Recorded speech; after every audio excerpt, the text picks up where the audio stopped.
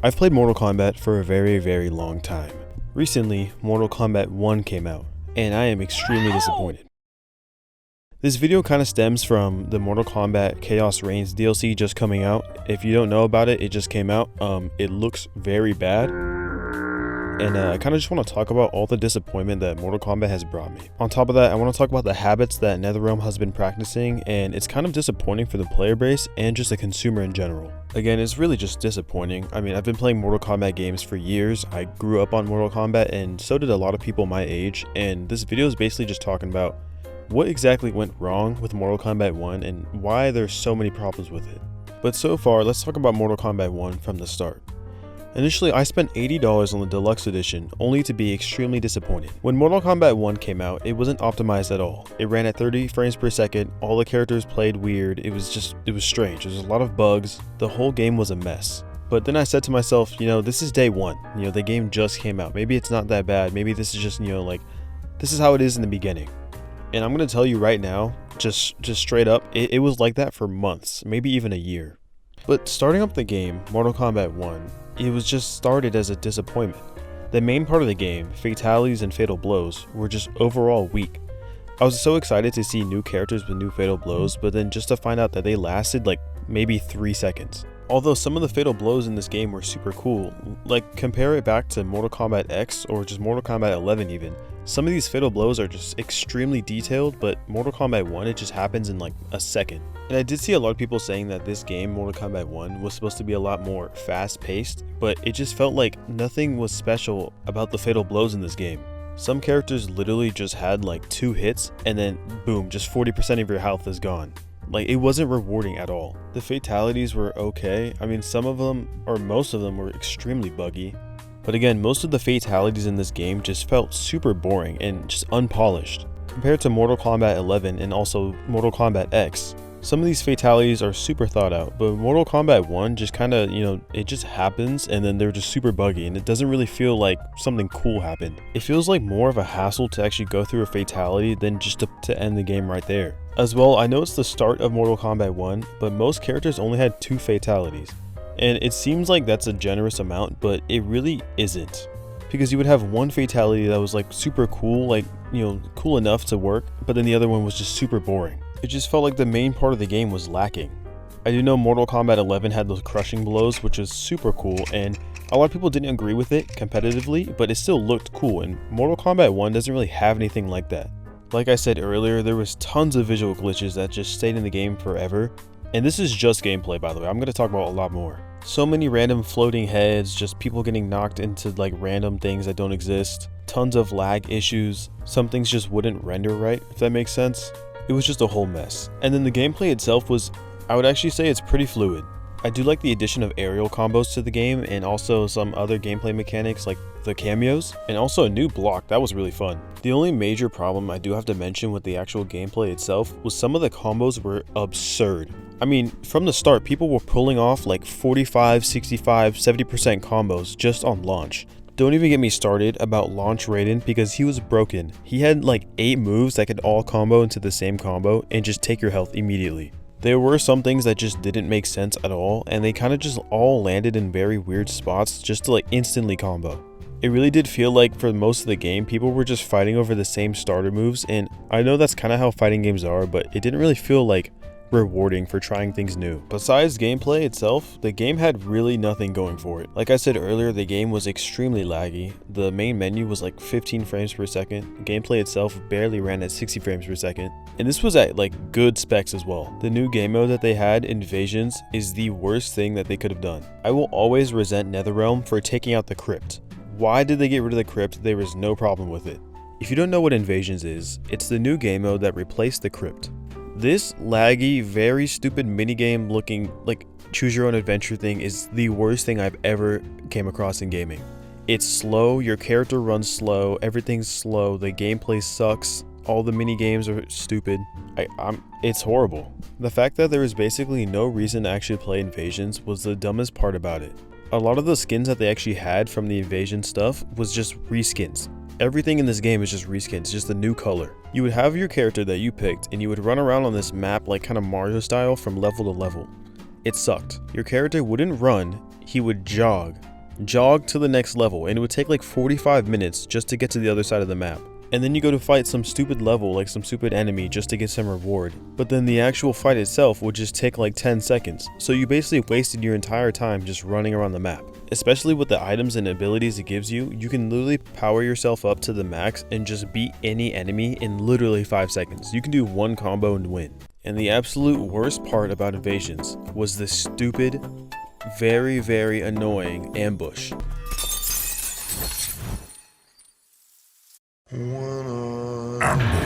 Ninja ambushes could happen on any single level, anytime you're running.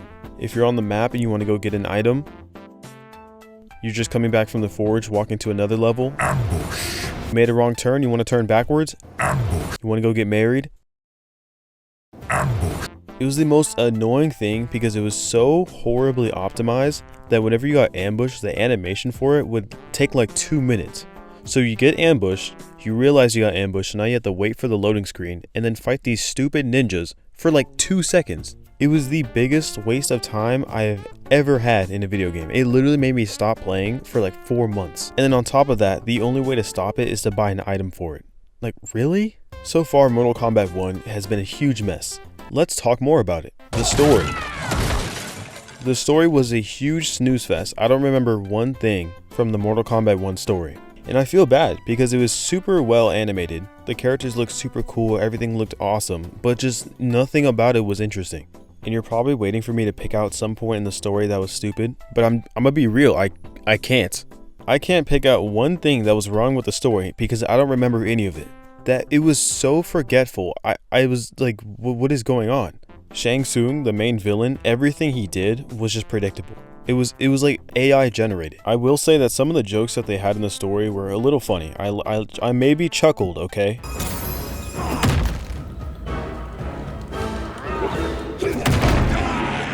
No, wait, I messed up. No, dude. No, I just made us all die. I just made us all die.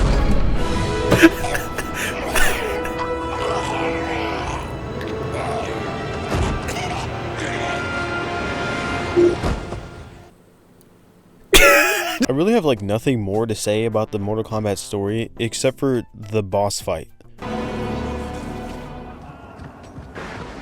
And they called me the Chosen One. Like, what was that? For example, Mortal Kombat 11 had a really good boss fight. I know a lot of people don't like the character, and some people were saying that they were on and off about the story for Mortal Kombat 11. Personally, I liked it, and I thought the boss fight was actually really cool. In Mortal Kombat 11, when you fight Kronika, she actually changes the stage because she can control time. So there's dinosaurs, like random stuff that she throws at you, and she has a really cool fatality when she finishes you.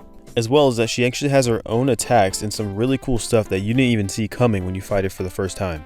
Now let's compare that to Shang Tsung in Mortal Kombat 1, where I actually don't know what he does at all because I did one combo on him. One combo and he was dead. That was the whole boss fight. Oh, and then something about Quan Chi being in the background, I don't know. But the ending itself is really stupid. And spoiler alert right now if you do want to play the game, because I'm about to say so much stuff. But basically how the ending starts is that you pick your own character and then fight up this mountain tower thing. You go and battle all these different time clone things going on. I don't even know what's going on. But then you fight your way to the top and then you fight Shang Tsung and Quan Chi. The problem is that you can pick any character on the roster. And they actually don't say anything, I think. They literally just sit there and stare at the camera while they're still trying to render in because the game doesn't know what to do with this random character that doesn't make sense in the story. So for example, I picked Geras for the ending, and Geras was literally just fighting, standing there, and then when Quan Chi or Shang Tsung, whatever, was giving their like monologue, like he just stood there doing nothing. And then when I beat them at the end, the same thing. Geras just stood there and did nothing. It was just like super boring. It made me feel guilty for picking some random character because it literally felt like they added nothing to the story. On top of that, it's just like what I said earlier, the boss fight itself was just stupid. Nothing happened, nothing cool happened with the attacks, there's no cool, interesting background changes, it was just all boring. And then that was it, the story just ended and I was just like, okay, sure. Alright, enough of that. Let's talk about the extra features in this game. This specific feature, right now, that I'm about to tell you about is just so sad that it makes me shed a tear. This thing is disappointing. I want to talk about the dragon statue. Basically what it is that you can submit 1,000 coins into the statue to get any random item, which sounds cool in theory, right? It's a lottery. Spend your coins, get an item back. It could be rare, it could be common, so what? No, this thing sucks. First of all, it is extremely easy to get 1,000 coins in this game. For example, last time I logged in, I had 240,000. And the dragon statue, the problem is, I'm going to show an animation of it, is that it takes like 5 seconds or like 10 seconds for the full animation to go through. And you can only spend 1,000 coins at a time. So if I want to use all 240,000 of my coins, I have to spin and go through this stupid animation 240 times just to get some like stupid katana skin. It's just so disappointing talking about this stuff because we waited so long for this game, and they had these features in this last game where you can just use coins, where you can just like basically get items for free. I don't know why they didn't learn from the last game. And I'm not talking about launch. I'm pretty sure as of the last time I played this game a couple months ago, the dragon statue still works the same way. And it's not like you can use those coins for anything else, because the only thing you can use coins for in this game is dragon statue. That's it. Everything in the game basically rewards you with coins, but the only place you can use coins is that stupid statue. And the reason why it's barely even worth it is because of the skins in this game. Most of the skins in this game are just like $40 reskins of another skin that already exists. The customization in Mortal Kombat 11 was awesome, or like maybe even Injustice 2. Those are two examples of really cool customization. Mortal Kombat 1 is just like the laziest thing I've ever seen. For example, when I first played it, I got a skin for Tanya, and I could barely even notice that I had the skin equipped. It just looked like pixels, like 3 different pixel colors, and it was just like not even noticeable. Same thing with people like Kenshi. I played Kenshi a lot, and I had a lot of skins for him, especially his sword skins, but they didn't really do anything. Like, you equip them and you just can't realize they're really even there. Either that or they don't look good in game. The actual character skins themselves, same thing. They're all just reskins, all of them. None of the cosmetics in this game are worth it at all. Even Omni-Man, when he came out, I was so excited for that, and I'm like, oh, what are they gonna do for the skins?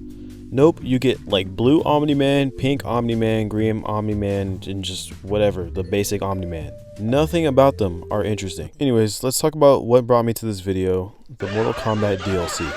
Yeah, this does not excite me at all, I'm be real. The reason why it doesn't excite me is because of NetherRealm's inconsistencies with DLC rollouts. For example, one of the reasons why I pre-ordered Mortal Kombat 1, and I'm sure a lot of people ordered it for this reason, is because of all the promises they had for the game. They had people like Takeda, Homelander, Peacemaker, Omni-Man.